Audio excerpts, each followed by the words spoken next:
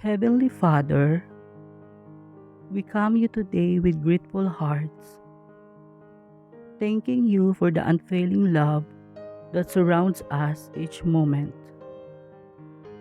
Your love is patient, kind, and never ending.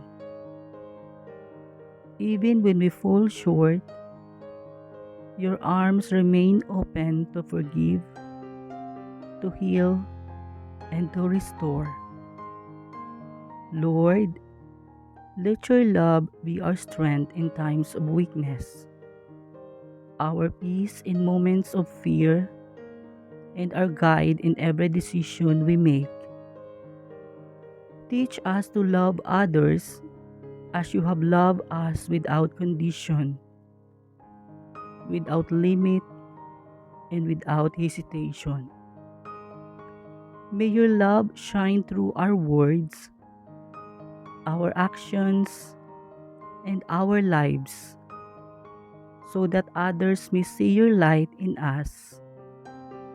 Keep us safe, protect our families, or remind us daily that nothing can ever separate us from your love.